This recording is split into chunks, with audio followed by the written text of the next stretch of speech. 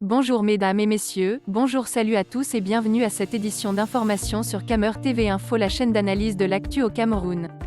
Ne rien taire pour plaire, ne rien dire pour nuire est notre credo. Voici pour commencer le titre de cette édition. Les chiens aboient, la caravane du changement passe.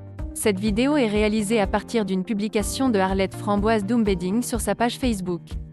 Mais avant de découvrir l'intégralité de son contenu, veuillez prendre 3 secondes pour vous abonner à nos pages Facebook camertv.info et YouTube CamerTV Info.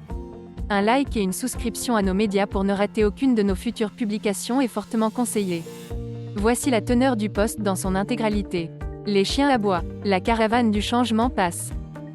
Lors d'une conférence de presse, M. Cabral Libi a soutenu qu'il avait fait acheter des bidons d'essence pour brûler un édifice public en cas de fraudes électorales, et que c'est grâce à cette méthode que son parti a remporté les élections à Ezeka. Une façon à peine voilée de dire qu'une réforme consensuelle du système électoral n'est pas indispensable au Cameroun. Le genre de discours que le régime tyrannique de M. Biya aime entendre. Mais si des bidons d'essence ont permis de gagner les élections à Ezeka comme le dit Cabral, pourquoi n'ont-ils pas permis de gagner partout à Garoua, Ngaoundéré, Bertoua, Bafoussam?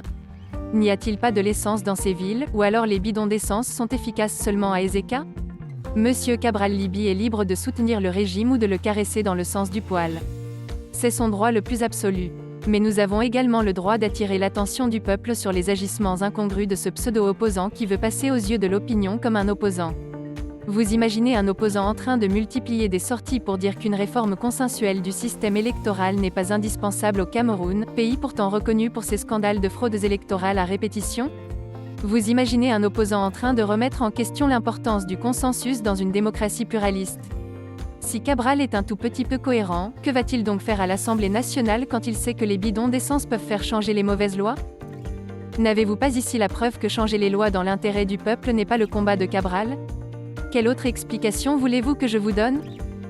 Je vous avais prévenu que le régime va activer ses marionnettes politiques pour essayer de faire diversion face à la révolution des abeilles qui se dessine et qui prend progressivement corps.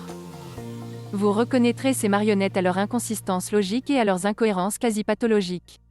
Leur sortie en ce moment précis prouve tout simplement que Yaoundé est déjà aux abois alors qu'on n'est qu'au début. Et vous verrez d'autres sorties dans ce même registre. C'est d'ailleurs un classique dans les dictatures en détresse. C'est donc un signe de détresse du régime de Yaoundé qui se montre faussement serein face à la mobilisation du peuple qui estime que 38 ans de galère c'est trop. Il y en a marre de voir le même vieux type tous les jours. Qui plus est, un vieux type incompétent et méchant qui préfère voir mourir les anglophones et nos vaillants soldats plutôt que de ravaler son orgueil et de dialoguer pour que la paix revienne aux nozos. Le Cameroun nouveau n'est plus lointain.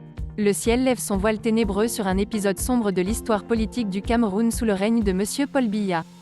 Un règne marqué par l'affaissement moral de la société, la destruction de la nation camerounaise au profit des ethnies. L'incompétence d'un régime dont l'insouciance a fait sombrer le pays dans la misère et la guerre.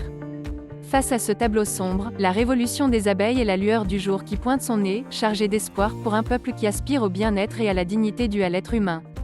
La révolution n'est pas la guerre. C'est même plutôt la quête d'une paix durable à travers de nouvelles institutions crédibles et démocratiques. C'est l'ouverture d'une porte pour un Cameroun meilleur. Un Cameroun où les morts ne réussiront plus au concours de l'ENAM, où la chose publique et les droits fondamentaux de l'homme seront respectés. Le jour se lève sur ce Cameroun nouveau qui n'est plus lointain.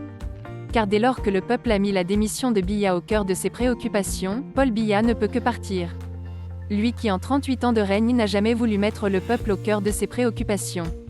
Peuple qu'il méprise et réprime parfois dans le sang. Les chiens aboient comme ils peuvent.